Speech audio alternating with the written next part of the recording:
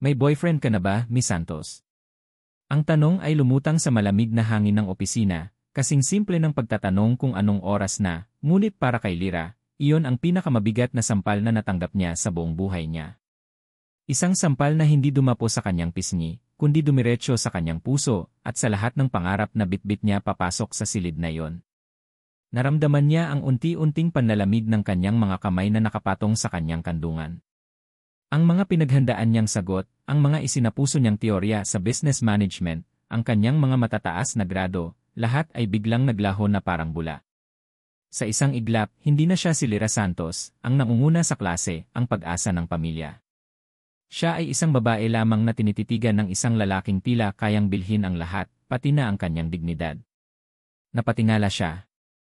Sa kanyang harapan, nakaupo si Marco Valerio Ayay sa likod ng isang malawak na mesa na gawa sa maitim at makintab na kahoy.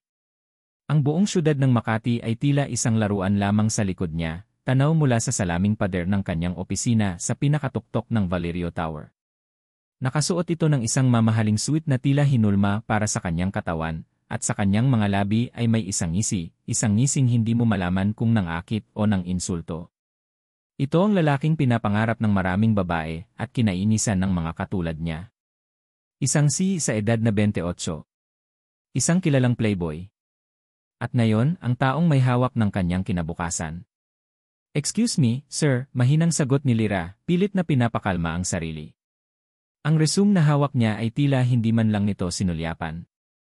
Nakatitig lang ito sa kanya na parang sinusuri ang bawat pulgada ng kanyang pagkatao. "I ask if you have a boyfriend," pag-ulit ni Marco, mas malinaw, mas may diin. "It's a simple question." Nag-init ang mga pisngi ni Lyra. Ito ba ang interview? O isang uri ng pambabastos na nakabalot sa kapangyarihan? Bigla niyang naalala ang mukha ng kanyang ina kaninang umaga, ang pag-abot nito sa kanya ng pamasahe na halatang huling pera na nila. "Galingan mo, anak." Ito na yon. Ang mga salitang iyon ang nagbigay sa kanya ng lakas. Hindi siya pwedeng magpatalo. Hindi dito. Hindi na yon. Huminga siya ng malalim. "Sir Valerio," panimula niya, ang boses niya ay matatag na ngayon. "With all due respect, I believe my relationship status is not relevant to the position I'm applying for. Nasa resume ko po ang aking qualifications. A graduated magna cum laude. I don't care about your grades, Miss Santos." Putol nito sa kanya, sumandal ito sa upuan at ipinagkrus ang mga braso. Ang ngisi nito ay lalong lumawak. "Maraming matatalino sa mundo. Ang tanong ko, kaya mo bang makipagsabayan? This world," at ikinumpas nito ang kamay na parang sakop ang buong syudad sa labas, "is not library. It's a jungle. At sa tingin ko, masyado kang maganda para mapunta sa gubat." Isang insulto na binalot sa isang papuri. Naramdaman ni Lyra ang pamilyar na kirot ng galit. Ilang beses na ba niyang narinig yan? Na dahil sa kanyang itsura, hindi siya sineseryoso. "Siguro po, sir, iyon mismo ang bentahe ko," sagot niya, hindi nagpapatinag sa titig nito. "Dahil inaakala ng lahat na isa lang akong palamuti, hindi nila nakikita ang talino at diskarte ko. Yila the time they realize I'm more than just a pretty face, huli na ang lahat. I've already closed the deal." Isang sandali ng katahimikan. Nakita ni Lyra ang pagbabago sa mga mata ni Marco. Ang pang-aasar ay napalitan ng isang kislap ng paghanga. O baka naman pagkaaliw lang. Tumawa ito ng mahina. Isang tawang hindi umabot sa mga mata nito. "Interesting," sabi nito, kinuha sa wakas ang kanyang resume at binasa ito sa unang pagkakataon. "Lyra Santos, you have guts. I'll give you that." Nagpatuloy ang interview, pero alam ni Lyra na isa na lang itong formalidad. Ang tunay na laban ay tapos na. Tinanong siya nito ng ilang bagay tungkol sa kanyang thesis, pero ramdam niyang sinusubok lang siya nito. Tinitimbang. "Okay," sabi ni Marco pagkalipas ng ilang minuto, ibinaba ang papel sa mesa. Ang mga mata nito ay muling nakapako sa kanya. "You're hired." Naramdaman ni Lyra ang pag-agos ng ginhawa sa buong katawan niya.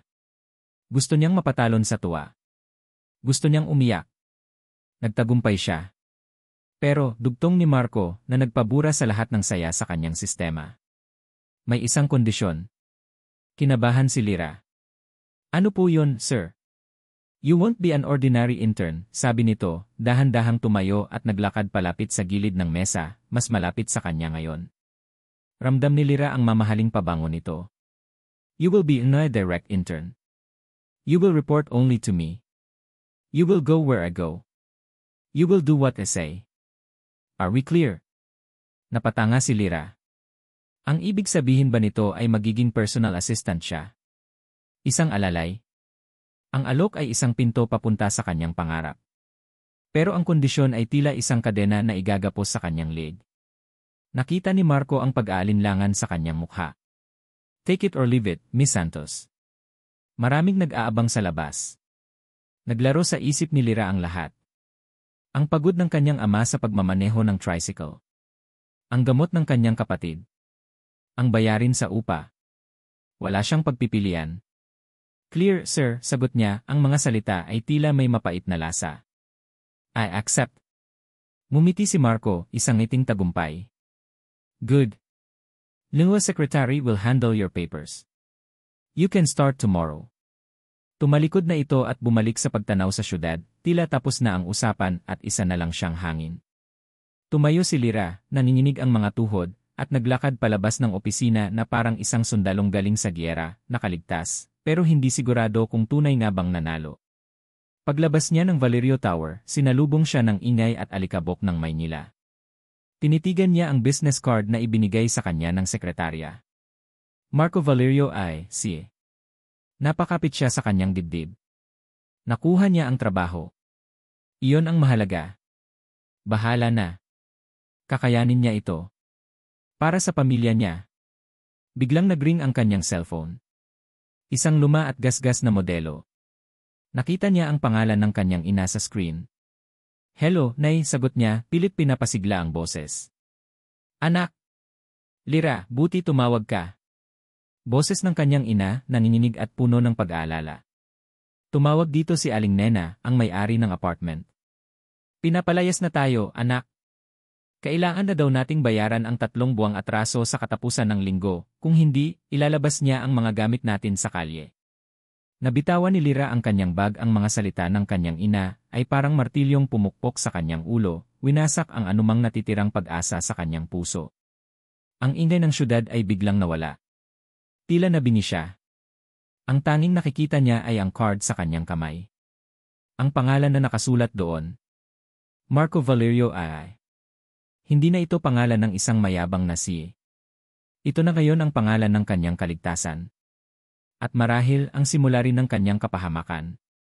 Kinabukasan, pumasok si Lyra sa Valerio Tower na may dalang bigat sa kanyang dibdib. Hindi ito kaba ng isang baguhan. Ito ay bigat ng isang sundalong papasok sa isang giyera na alam niyang hindi niya kayang ipanalo pero kailangang labanan. Ang bawat sulok ng gusali ay sumisigaw ng yaman at kapangyarihan mula sa makintab na sahig na marmol, sa matatangkad na halamang hindi niya alam ang pangalan, hanggang sa malamig na ngiti ng receptionist. Para siyang isang mumurahing baso na napasama sa isang estante ng mga mamahaling kristal. Good morning. Lyra Santos, intern for M. Valerio, sabi niya, pilit na pinatatatag ang kanyang boses. Tinaasan siya ng kilay ng babae. Ah, yes. The special intern. Sumakay ka na lang sa private elevator, hinahanap ka na ni Sir Marco. May diin sa salitang ni special, isang diin na puno ng panghuhusga. Naramdaman ni Lyra ang pag-init ng kanyang mga tainga, pero tumango na lamang siya at naglakad patungo sa itim na pinto sa dulo ng lobby. Pagbukas ng pinto ng elevator, naroon si Marco Valerio I, nakatayo na sa loob, nakapamulsa at nakatitig sa kanyang cellphone. Agad na bumilis ang tibok ng puso ni Lyra. Akala niya ay mag-isa lang siyang aakyat. Sir, good morning, bati niya, pilit na itinatago ang panginginig sa kanyang boses. Hindi man lang ito tumingala mula sa cellphone. You're 30 seconds late, malamig na sabi nito, habang nagsasara ang mga pinto ng elevator. Napasulyap si Lyra sa kanyang mumurahing relo. Eksakto lang ang dating niya. Gusto niyang makatwiran, pero pinigilan niya ang sarili. Ang katahimikan sa loob ng maliit na espasyo ay halos nakakabingi, tanging ang mahinang ugong lang ng elevator ang maririnig. Pinili niyang tumayo sa pinakasulok, nililikha ang pinakamalaking distansya na posible sa pagitan nilang dalawa. Kape, biglang sabi ni Marco, sa wakas ay ibinaba ang cellphone at tinitigan siya. Ang mga mata nito ay mapanuri. Black, no sugar. I want it on the desk the moment we arrive. Hindi iyon pakiusap. Iyon ay isang utos. Isang pamilyar na galit ang gumapang sa kalooban ni Lyra. Ito ba ang trabaho ng isang magna cum laude? Ang magtimpla ng kape para sa isang demonyong may-ari ng toreng ito. Ngunit muling sumagi sa isip niya ang boses ng kanyang ina, ang problema sa kanilang apartment. Nilunok niya ang kanyang pride. Yes, sir, sagot niya, ang boses ay kasing higpit ng kanyang pagkuyom sa strap ng kanyang bag. Ang buong umaga ay naging isang serye ng mga pagsubok sa kanyang pasensya. Matapos niyang mahanap ang pantry at maihatid ang kape sa mesa nito, na hindi man lang nito tinapunan ng tingin dahil abala ito sa isang phone call, binigyan siya nito ng mga gawain na alam niyang walang kabuluhan. Pinag-ayos siya ng mga folder na maayos na. Pinagprint ng mga dokumento na nasa harapan na mismo ng computer nito. Pakiramdam ni Lyra ay hindi siya isang intern, kundi isang alalay na ang tanging layunin ay libangin ang amo. Bandang tanghali, bigla itong tumayo. Ayusin mo ang sarili mo, sabi nito, inaayos ang kwelyo ng kanyang polo. We're meeting some important people for lunch. Isang kislap ng pag-asa ang sumilay kay Lyra. Ito na ba yun? Ang totoong trabaho. Dinala siya ni Marco sa isang restaurant na sobrang elegante, kung saan ang mga kubyertos pa lang ay mukhang mas mahal pa sa isang buwang upa nila. Ngunit ang pag-asa ni Lyra ay agad na naglaho nang makita kung sino ang mga importanteng tao. Dalawang lalaki at isang babae na kasingyabang ni Marco, lahat ay nakatingin sa kanya na parang isang bagong laruan na ipinagmamalaki ng kanilang kaibigan. So, Marco, where did you find this little gem? Tanong ng isang lalaki, habang tinititigan si Lyra mula ulo hanggang paa. She's my new intern. Bright girl, sagot ni Marco, may ngisi sa labi na halatang nangasar. Ang usapan sa mesa ay hindi tungkol sa negosyo. Ito ay tungkol sa mga bagong yete, sa mga party sa Balesin, at sa mga bagay na hindi kayang abutin kahit sa panaginip ni Lyra. Pakiramdam niya ay isa siyang dayuhan sa ibang planeta. Here, have a drink, alok sa kanya ng isa pang lalaki, inilalapit ang isang baso ng mamahaling alak. Relax a little. Nakatingin ang lahat sa kanya, nag-aabang. Ito ang isa pa nilang laro. Nakita ni Lyra ang mapanuksong tingin ni Marco. Tila sinusubukan siya nito.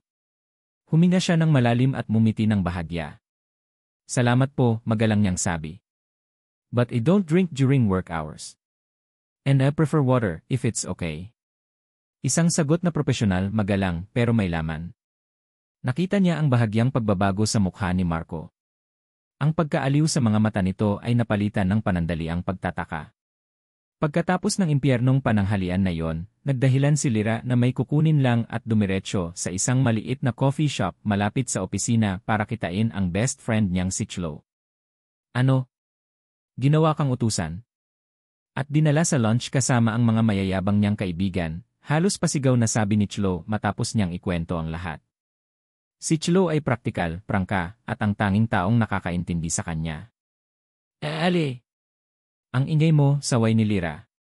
Nakakainis naman talaga, Lyra. Sinabi ko na sa'yo, di ba? That man is a walking red flag. Kinuha ni Chloe ang kanyang cellphone at may pinakitang mga litrato. Mga artikulo mula sa mga tabloid at gossip sites. Si Marco kasama ang iba't ibang babae, mga artista, modelo, mga anak mayaman. Ang mga headline ay sumisigaw, Marco Valerius Flavor, Nivea Month, at Kiwi Playboy C Strikes Again. Kinilabutan si Lyra. Wala akong choice, Chloe. Kailangan ko to, mahinang sabi niya, ang bigat sa kanyang dibdib ay lalong bumigat. Kailangan ng pamilya ko. Bumalik siya sa opisina na baon ang mga babala ni Chloe. Tinapos niya ang araw sa pag-upo lang sa isang maliit na mesa sa labas ng opisina ni Marco, nagpapanggap na abala, habang ang totoo ay nag-isip kung paano niya malalagpasan ang mga susunod na araw. Pagpatak ng alas 6, mabilis siyang nagligpit ng damit. Gusto na niyang umuwi, takasan ang lugar na yon. Ngunit pagdating niya sa parking lot, nakita niya si Marco na nakasandal sa kotse nito, na nakaharang sa daan niya. Leaving already? Tanong nito. Tapos na po ang office hours, sir, sagot ni Lyra, hindi tumitingin dito. Naglakad ito palapit. Sa dilim ng parking lot, mas nakakatakot ang presensya nito. May inabot itong isang puting sobre. Here, sabi nito, ang boses ay mababa. Salary advance. I know you need it eh. Para kay Lira, iyon na ang huling patak. Ang lahat ng pagtitimpi niya buong araw, ang lahat ng kahihiyan na nilunok niya, ay biglang umapaw. Ang sobrang iyon. Hindi iyon tulong. Iyon ay isang insulto. Isang paraan para ipamukha sa kanya na alam nito ang kahinaan niya, na hawak siya nito sa leg. Pakiramdam niya, iyon ang bayad sa pagpapaalila niya buong araw. Kinuha niya ang sobre mula sa kamay nito. At sa isang iglap ng purong galit at nasaktang pride, ibinato niya ito papasok sa bintana ng mamahaling kotse ni Marco. Natigilan si Marco. Ang kanyang mga mata ay nanlaki sa gulat. Hinarap siya ni Lira, ang kanyang mga mata ay nag-aapoy sa kabila ng pagbabantang pagtulo ng mga luha. Kailangan ko ng trabaho, Sir Valerio, sabi niya, bawat salita ay may diin. Hindi ng sponsor. Tumalikod siya at nagsimulang maglakad palayo, hindi na lumingon pa. Kasabay ng kanyang paghakbang ang pagpatak ng unang butil ng ambon. Naglakad siya papalabas ng parking lot, papunta sa ulan, dala ang bigat ng kanyang desisyon. Iniwan si Marco Valerio na nakatayo doon, natulala, gulat, at sa kauna-unahang pagkakataon sa mahabang panahon, ay nakaranas na tanggihan. Ang amoy ng ulan at ang imahe ng isang babaeng buong tapang na tumatalikod sa kanya, ay nanatili sa isip ni Marco Valerio kahit pa matagal nang nakaalis ang babae at tuyo na ang semento ng parking lot. Nakaupo siya sa loob ng kanyang kotse, sa gitna ng katahimikan, nakatitig sa puting sobre na ibinato ni Lira sa upuan sa tabi niya. Ang pera sa loob niyon ay parang sampal na ibinalik sa kanyang mukha. Sa buong buhay niya, sanay siyang nakukuha ang lahat ng gusto niya. Babae, negosyo, respeto, lahat ay nabibili o nakukuha sa pamamagitan ng kapangyarihan. Pero ang babaeng iyon si Lira Santos iba siya. Hindi ito nagalit sa paraang nagwawala. Nagalit ito ng may dignidad. Tinanggihan siya nito hindi dahil sa pakipot, kundi dahil nasaktan ang kanyang pride. At sa hindi maipaliwanag na dahilan, iyon ang gumising sa isang bagay sa loob niya. Isang bagay na hindi lang basta pagkaaliw. Pagkausisa. Kinabukasan, ang unang ginawa ni Marco pagdating sa opisina ay tawagan ang kanyang pinagkakatiwalaang executive assistant, si David. David, come to my office. Now. Pumasok si David, isang lalaking nasa edad 40, laging formal at mahusay sa trabaho. Sir. Sumandal si Marco sa kanyang upuan. I want you to find out everything you can about our new intern, Lira Santos. Her family, her financial situation, everything. And David, dagdag niya, tinitigan ng diretsyo ang assistant. Be discreet. I don't want her to know. Tumango lang si David, walang tanong, at umalis. Alam ni Marco na magagawa nito ang pinapagawa niya ng walang palya. Ginawa niya ito hindi para maghanap ng kahinaan na gagamitin laban kay Lira. Ginawa niya ito dahil sa kauna-unahang pagkakataon, gusto niyang makaunawa. Kinahapunan, isang manipis na folder ang nasa ibabaw ng mesa ni Marco. Ang ulat ni David. Binuksan niya ito. Nandoon ang lahat. Ang ama nitong tricycle driver na may iniindang sakit sa likod. Ang nakababatang kapatid na may hika at nangangailangan ng regular na gamot. Ang 3 buwang atraso sa upa ng apartment sa isang masikip na lugar sa Quezon City. At ang listahan ng mga scholarship na pinaghirapan nitong makuha para lang makapagtapos. Habang binabasa niya ang bawat detalye, isang hindi pamilyar na damdamin ang kumurot sa kanyang dibdib. Guilt. Ang perang ibinato niya kagabi, na para sa kanya ay barya lang, ay katumbas na pala ng kaligtasan ng buong pamilya nito. Ngayon, naiintindihan na niya ang apoy sa mga mata nito. Hindi iyon galit sa kanya bilang si Marco. Iyon ay galit sa sitwasyon, sa mundo, sa kawalan ng hustisya na kinakaharap nito. Biglang tumunog ang intercom sa kanyang mesa. Si David. Sir, I apologize for the interruption, sabi ni David, may pag-alinlangan sa boses. But just received word. The intern, Miss Santos, she left in a hurry. Her mother was rushed to the public hospital. Napatayo si Marco. Which hospital? Ilang sandali lang, minamaneho na ni Marco ang kanyang kotse, hindi papunta sa isang business meeting, kundi papunta sa isang lugar na matagal na niyang hindi napupuntahan, isang pampublikong ospital. Natagpuan niya si Lira sa isang hindi mataong pasilyo, nakaupo sa sahig, yakap-yakap ang kanyang mga tuhod. Ang balikat nito ay nanginginig sa tahimik na pag-iyak. Ang imahe ng isang matapang na babae ay biglang naglaho, napalitan ng isang anak na takot na takot. Dahan-dahan siyang lumapit. Hindi siya nakasuit. Nagpalit siya ng simpleng polo shirt at pantalon bago umalis. Narinig ni Lyra ang kanyang mga yabag at nag-angat ng tingin. Ang mga mata nito ay namumugto at puno ng gulat. Agad itong tumayo at pinunasan ang kanyang mga luha. Sir, anong ginagawa niyo dito? May dinaanan lang ako sa malapit, pagsisinungaling niya. I heard what happened. How's your mom? Umiling si Lyra, muling nangingilid ang mga luha. Kailangan daw siyang ma-admit. May pneumonia. Pero wala pa kaming pera para sa deposit. Tumingin si Marco sa paligid, sa mga taong nagkalat, sa amoy ng gamot, sa bigat ng desperasyon sa hangin. Tumingin siya pabalik kay Lyra. The company has a policy, kalmado niyang sabi. We provide assistance to employees in case of family emergencies. Consider it an interest-free loan. I'll take care of the bill. Go back to your mother. Nakatanga lang si Lyra, hindi makapaniwala. Pero, sir, intern lang po ako. You work for me. That makes you no responsibility, sabi niya, mas malumanay kaysa sa balak niya. Sige na.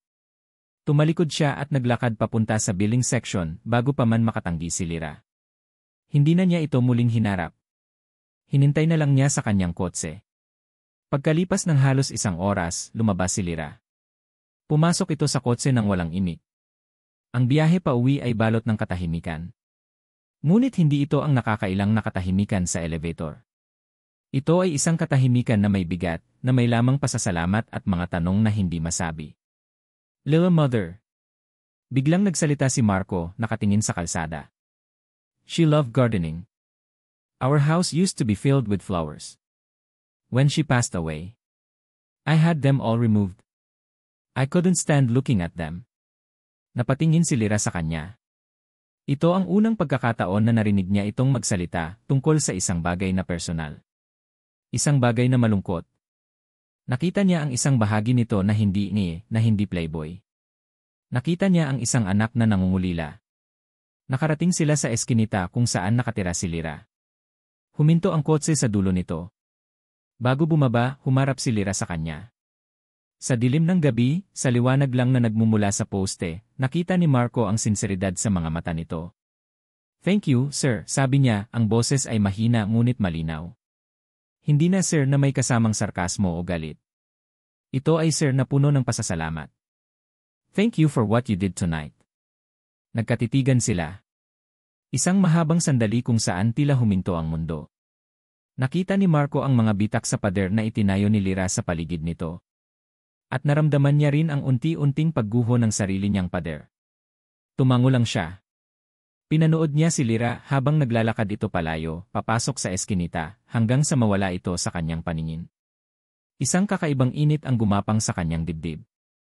Pinaandar na niya ang kanyang sasakyan, handa nang umalis, ng isang pamilyar at napakagandang kotse ang huminto sa kabilang kalsada. Bumukas ang pinto nito. Mula sa loob, lumabas ang isang babaeng nakasuot ng eleganteng itim na bestida. Ang buhok nito ay perpekto. Ang tindig nito ay puno ng kumpiyansa. Sinundan ng mga mata nito ang papalayong kotse ni Marco na may malamig na tingin. Pagkatapos, dahan-dahan itong lumingon, ang mga mata ay ipinukol sa madilim na eskinita kung saan pumasok si Lyra. Isang ngiti ang sumilay sa mga labi nito. Isang ngiti na kasing ganda ng mukha nito, ngunit puno ng mga nakatagong kahulugan. Katrina Sandoval. Ang Marco Valerio Ayay na nakasama ni Lyra sa ospital ay ibang-iba sa Marco Valerio Ayay na amo niya sa opisina. Ang isa ay mayabang, mapang-asar, at tila walang pakialam sa mundo.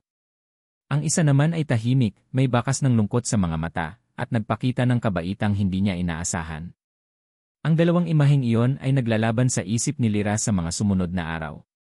Dahil dito, ang pader na itinayo niya sa paligid ng kanyang puso ay nagsimulang magkaroon ng maliliit na bitak. Unti-unti, ang takot at galit ay napapalitan ng pagkalito. Isang hapon, habang abala siya sa pag-aayos ng ilang mga dokumento, isang babaeng napakaganda at eleganteng-elegante ang lumapit sa kanyang mesa.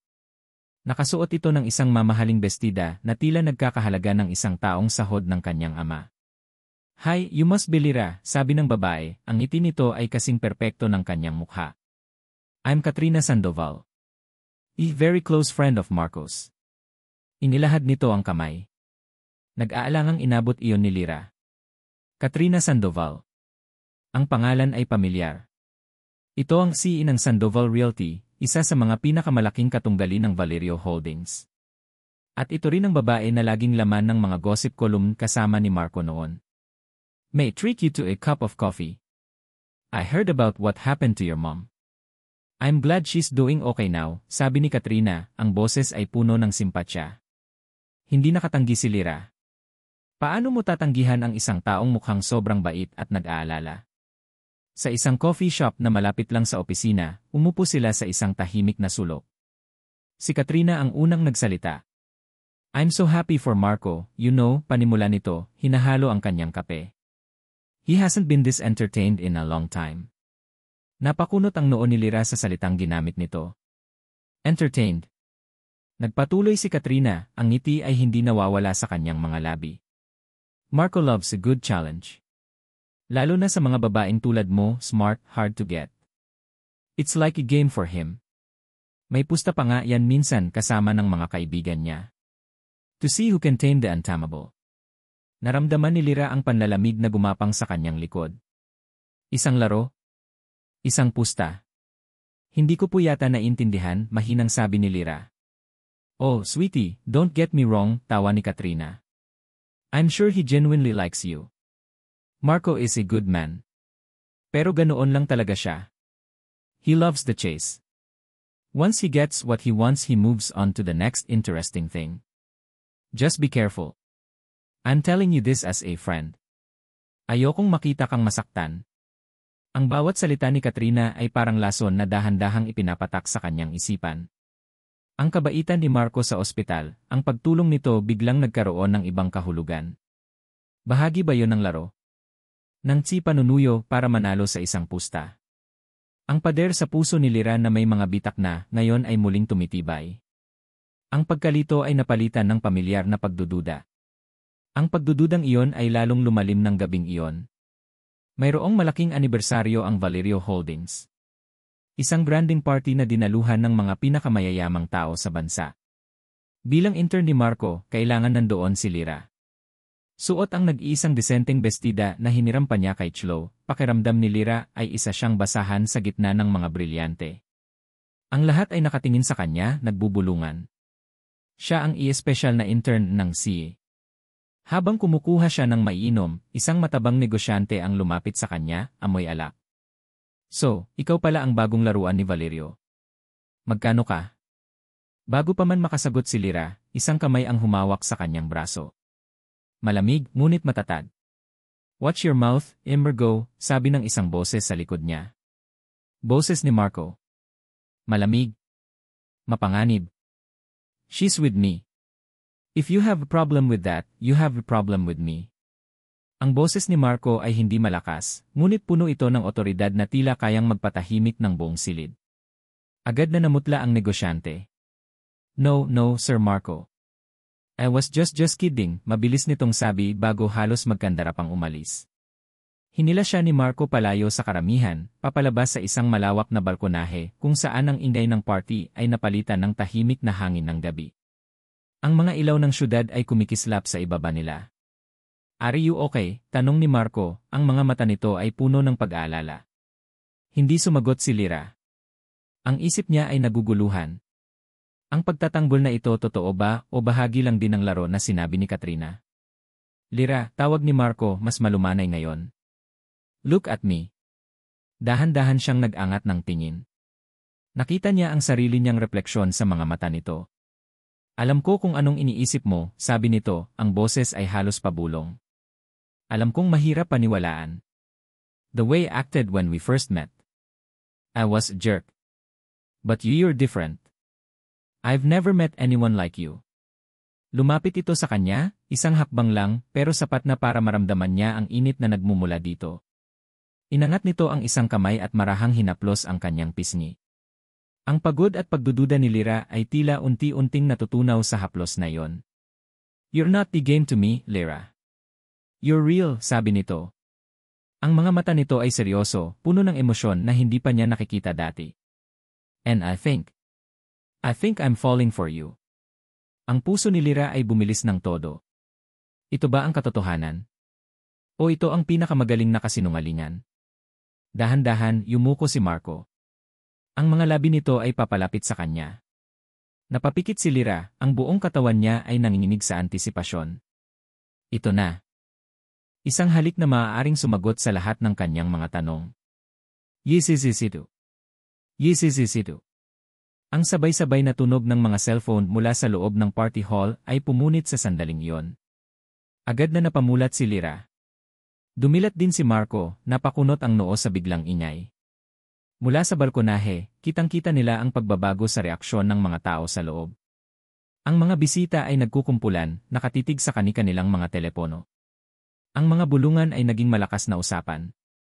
Ang ilan ay nagsimulang sumulyap sa kanilang direksyon. Anong nangyayari? Tanong ni Lyra, kinakabahan. Kinuha ni Marco ang sarili niyang cellphone. Pagbukas niya ng screen, nanigas siya.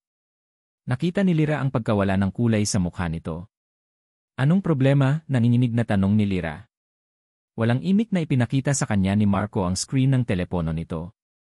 Isang article mula sa isang kilalang gossip blog. Ang headline ay malaki at mapanira. At sa ilalim nito, isang malinaw na litrato.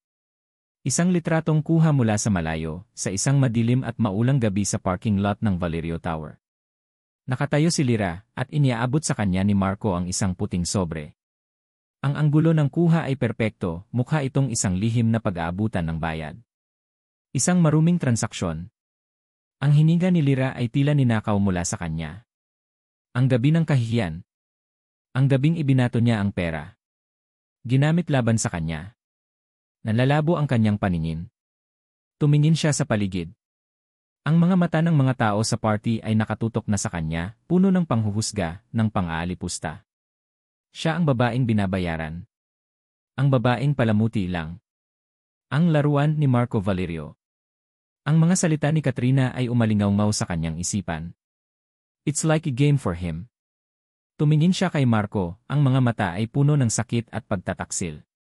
Bakit? Iyon lang ang salitang lumabas sa kanyang bibig, basag at puno ng pait. Lyra, listen to me. This is not what it looks like. It's a trap, desperadong sabi ni Marco, hinawakan ang kanyang braso. Ngunit hindi na siya nakikinig. Tinabig niya ang kamay nito. Isang laro lang pala talaga to, di ba? Mula sa kabilang dulo ng party hall, nakita ni Lyra si Katrina Sandoval. Nakatayo ito, hawak ang isang baso ng champagne, nakatingin sa kanila. At sa mga labi nito, may isang ngiti. Isang ngiting tagumpay. Sa sandaling iyon, alam na ni Lyra. Alam na niya kung sino ang may pakana ng lahat. Ngunit huli na. Ang pinsala ay nagawa na. Ang kanyang pangalan ay nasira. Ang kanyang puso ay dinurog. Tumalikod si Lyra at tumakbo. Tumakbo siya palayo sa mga mapanghusgang mata, palayo sa lalaking sumira sa kanya, palayo sa kasinungalingang pinaniwalaan niya kahit sa isang saglit lang. Ang ngiting tagumpay ni Katrina Sandoval ay ang huling imaheng nakita ni Marco bago lamunin ng gulo ang lahat. Ang mga bulungan ay naging sigawan. Ang mga flash ng kamera mula sa mga paparazzi sa labas ng hotel ay tila mga kidlat na sunod-sunod na tumatama. Ang bawat tingin, bawat usapan, ay parang mga batong ipinupukol sa kanya. Ngunit higit sa lahat, ang sakit sa mga mata ni Lyra bago ito tumakbo palayo iyon ang pumatay sa kanya. Ang eksenang iyon. Ang gulo. Ang mga mapanghusgang mata. Ang kahihiyan sa mukha ng isang babaeng wala namang kasalanan. Bigla, hindi na siya nasa party.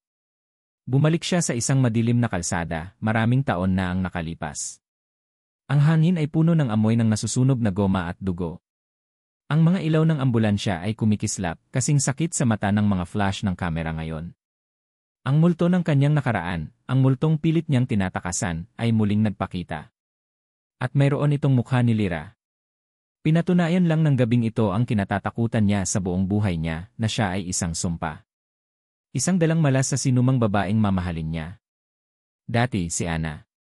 Ngayon si Lyra. Ang kasaysayan ay umuulit. Kinabukasan, hindi pumasok si Lyra. Alam ni Marco na hindi na ito papasok. Ang buong internet ay puno ng kanilang mga mukha, ng mga teorya, ng mga mapanirang komento. Ang Valerio Holdings ay nasa gitna ng isang ear nightmare.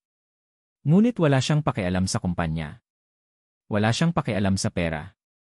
Ang tanging tumatakbo sa isip niya ay ang kaligtasan ni Lyra. Kailangan niyang itama ito. Kailangan niyang linisin ang pangalan nito. Ngunit paano? Kung aaminin niya ang lahat, ang tungkol sa utang ng pamilya nito, ang pagtulong niya, lalo lang itong mapapahiya. Lalabas itong kaawa-awa. Kung lalabanan niya ang tsismis, lalo lang itong lalaki. Sa mundong ito, ang katotohanan ay hindi mahalaga, ang kwento ang nananaig. Hapon na nang makagawa siya ng desisyon. Isang desisyon na dudurog sa sarili niyang puso, pero sa tingin niya ay ang tanging paraan para iligtas si Lyra. Kung siya ang apoy, kailangan niyang lumayo para hindi ito masunog. Kinahapunan, dumating si Lyra sa opisina. Hindi para magtrabaho, kundi para magpaalam.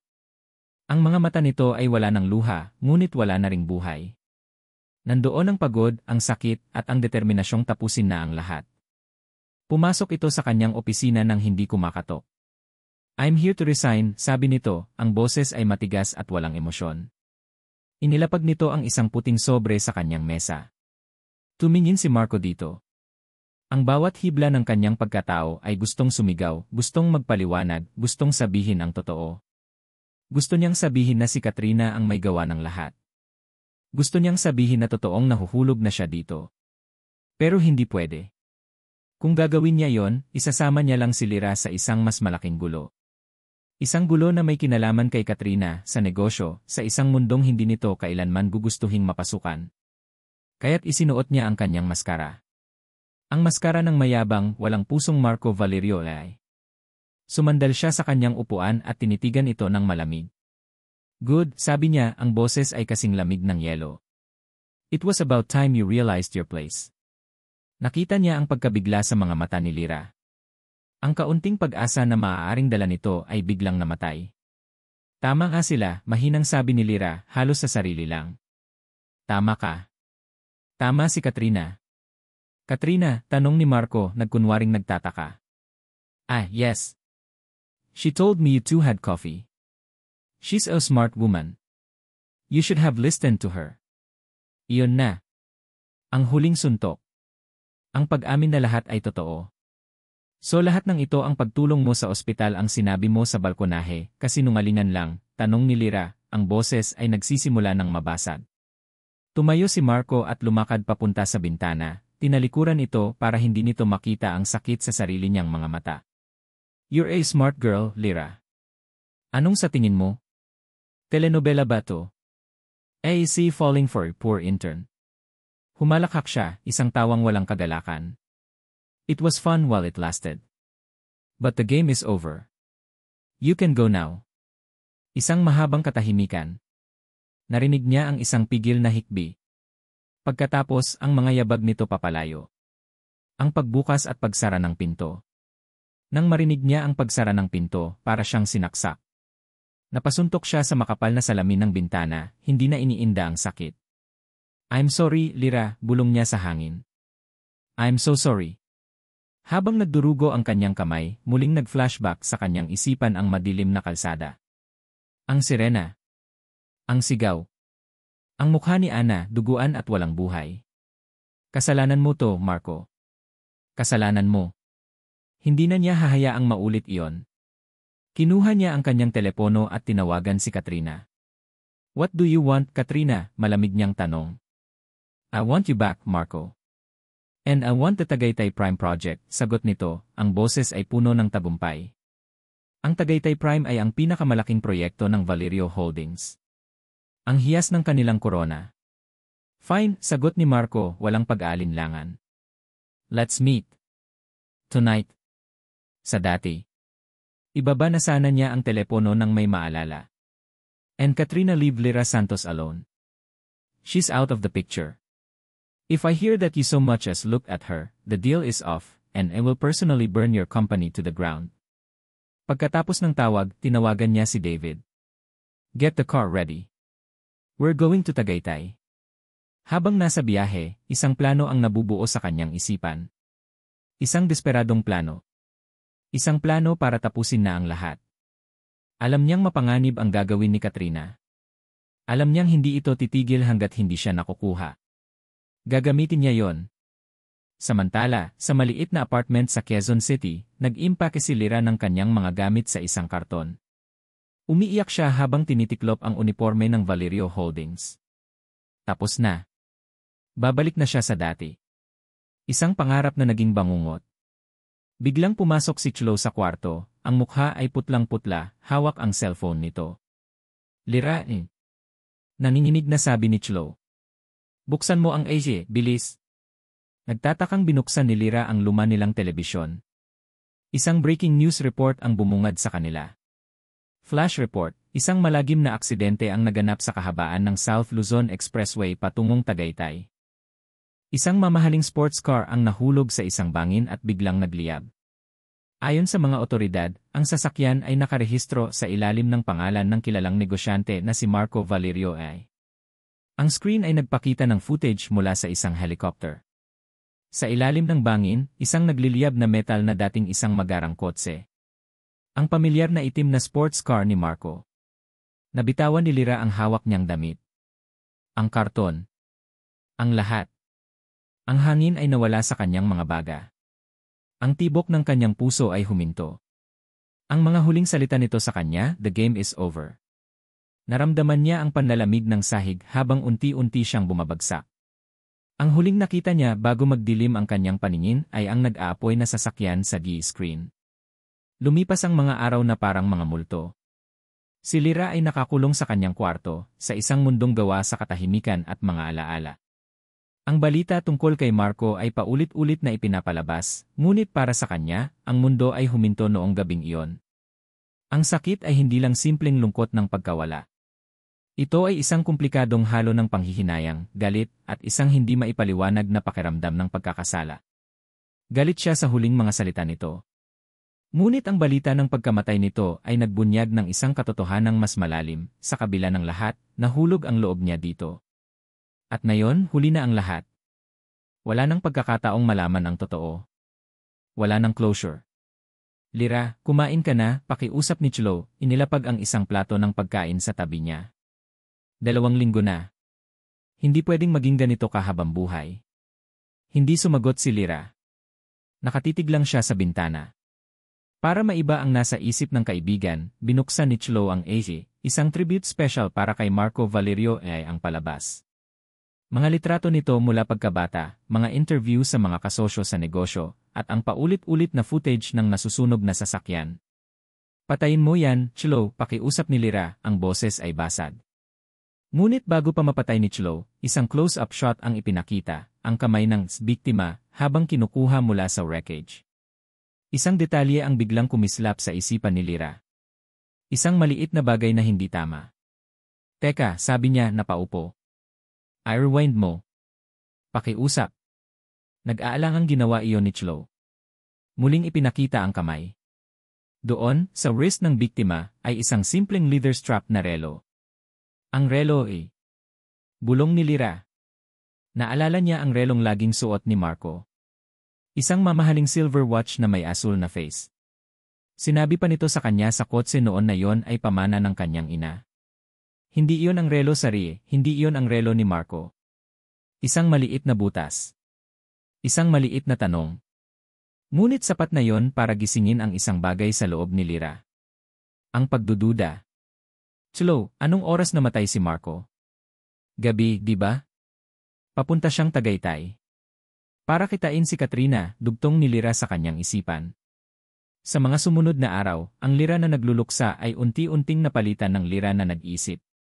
Sa tulong ni Chlo, pinanood nila lahat ng news reports, binasa lahat ng artikulo. May mga hindi tugmang detalye. Ang timeline. Ang eksaktong lokasyon. Kailangan kong makausap ang assistant niya. Si David, sabi ni Lira isang gabi, ang kanyang mga mata ay mayroon ng bagong apoy. Ano? Lira, baka mapahamak ka. Mas mapapahamak ako kung hindi ko malalaman ang totoo, determinadong sabi ni Lira. Nanginginig ang kamay na tinawagan niya ang numero ni David mula sa isang lumang business card. Nagpakilala siya. Akala niya ay ibababa nito ang telepono, ngunit hindi. Miss Santos, sabi ni David sa kabilang linya, ang boses ay mababa at pagod. I was wondering when you would call. Nagkita sila sa isang lugar na malayo sa mata ng publiko. Si David ay mukhang mas tumanda. May mga duda rin ako, Miss Santos, pag-amin nito. Alam kong may mali. Pero wala akong ebidensya. Ano ang huling ginawa niya bago siya umalis? Tanong ni Lyra.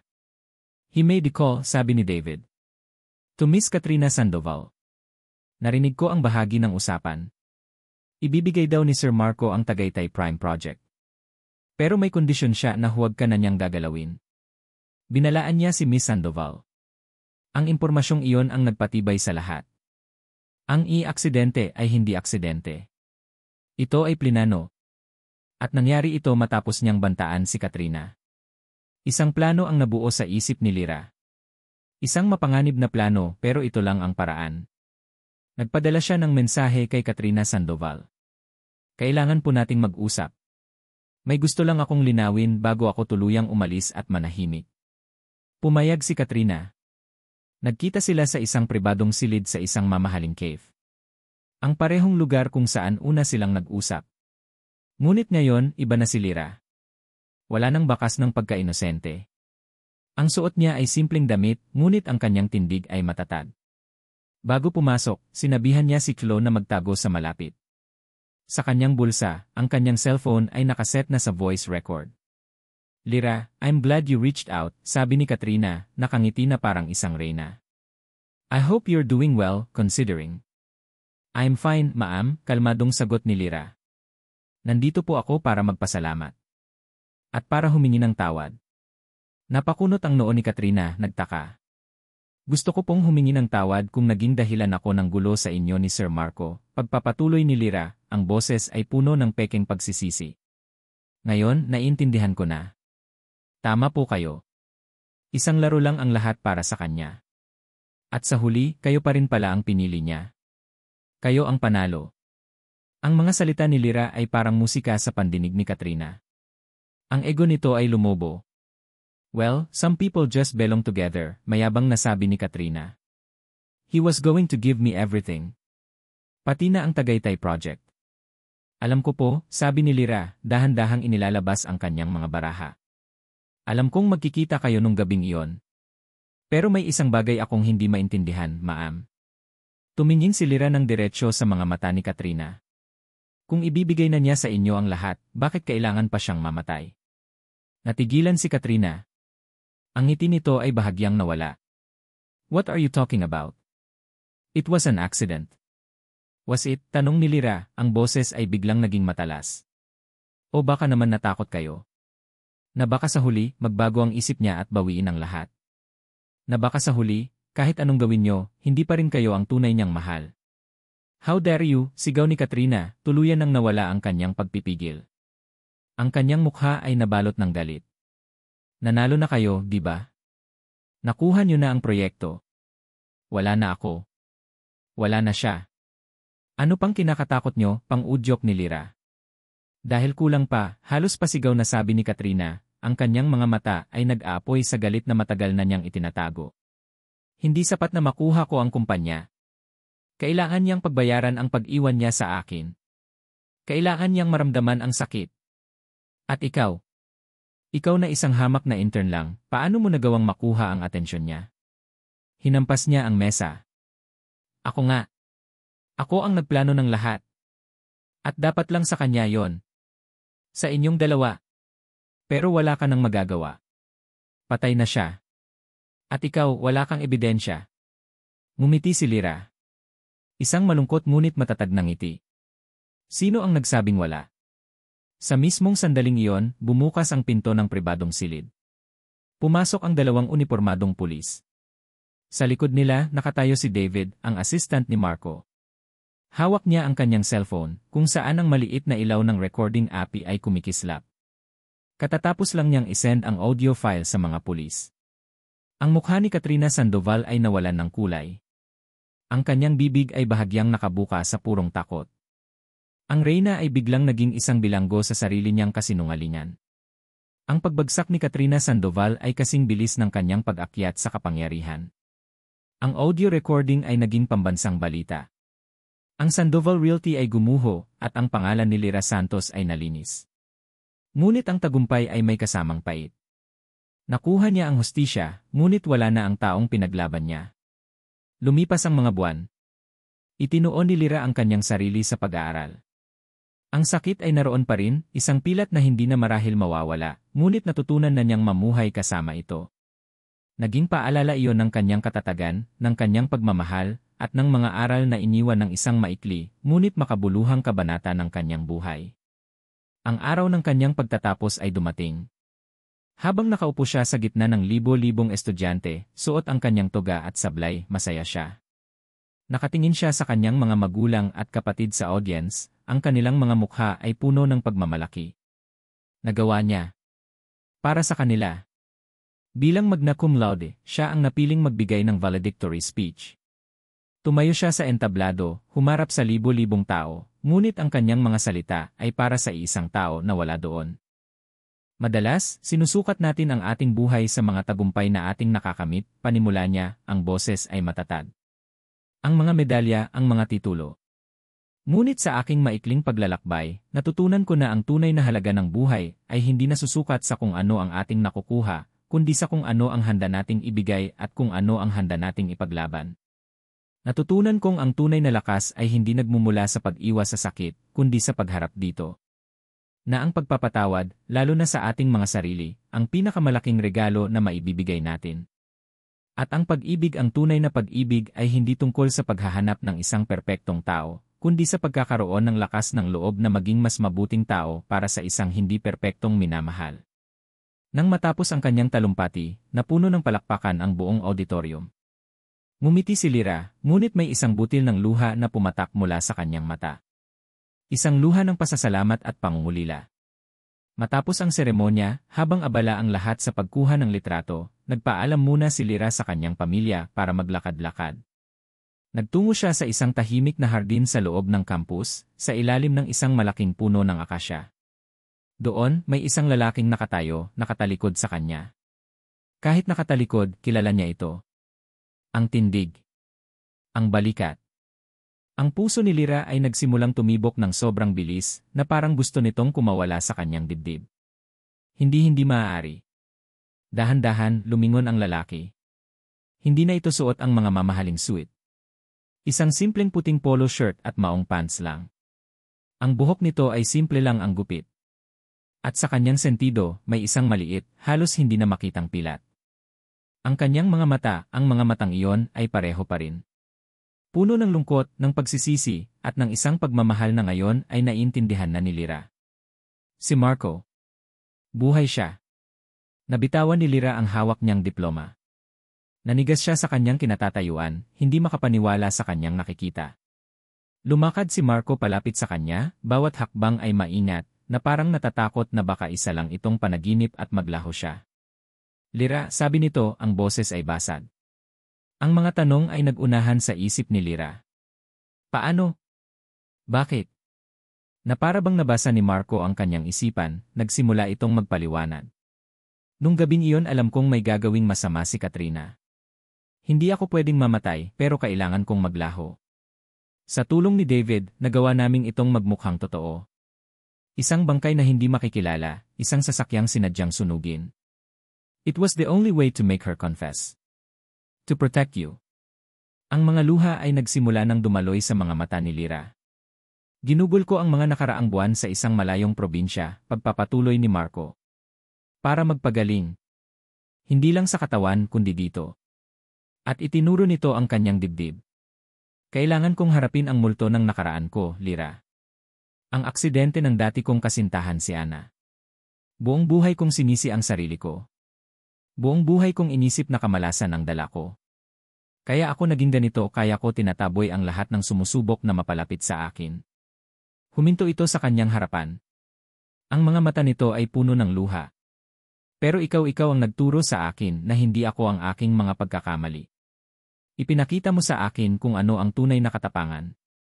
At kung gaano kasakit ang magmahal pero mas masakit pala ang hindi magmahal.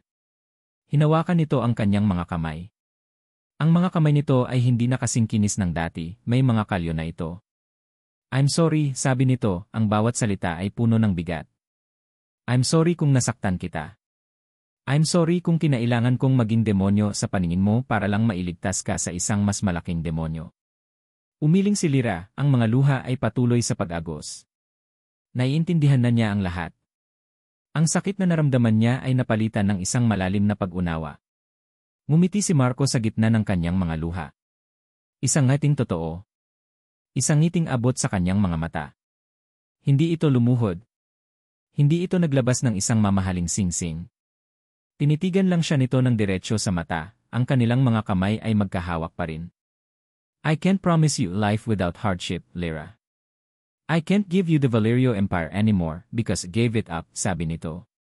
Pero maipapangako ko na gagawin ko ang lahat sa bawat araw ng buhay ko para maging pinakamasayang babae ka sa mundo. Wala na akong pakialam sa mga tor at mga kumpanya. Ang gusto ko lang ay magtayo ng isang tahanan kasama ka. Humina ito ng malalim. Lyra Santos, ang aking tahanan ay ikaw. Will you marry me? Hindi agad sumagot si Lyra. Ngumiti siya, ang kanyang sariling mga luha ay naghahalo sa ngiti ng kaligayahan. Itinaas niya ang kanyang kamay at marahang hinaplos ang pilat sa sentido nito. Isang pilat na nagsasabi ng lahat ng kanilang pinagdaanan. Pagkatapos, hinigpitan niya ang hawak sa kamay nito. Isang paghigpit na mas malakas pa sa kahit anong salita. Isang katahimikan na sumasagot ng "Yee." Sa ilalim ng puno ng akasya, sa gitna ng kanilang mga luhang puno ng pag-asa, natagpuan ng dalawang hindi perpektong tao ang kanilang perpektong wakas, hindi isang wakas, kundi isang simula. At dito po nagtatapos ang kwento ni Lyra at Marco. Mula po sa kaibuturan ng aming puso, maraming salamat sa inyong walang sawang pagsubaybay sa kanilang paglalakbay. Sa bawat kabanata na aming isinulat, naging inspirasyon namin ang inyong pananabik, at naging kasama namin kayo sa bawat tawa, luha, at kilig na kanilang pinagdaanan.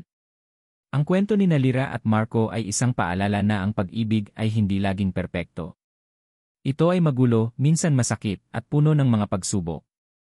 Ngunit ito rin ay isang paalala na ang tunay na pagmamahal ay may kakayahang maghilom, magpatawad, at magbago ng isang tao para sa mas mabuti. Na ang pagpapatawad, lalo na sa ating mga sarili, ang unang hakbang patungo sa tunay na kaligayahan.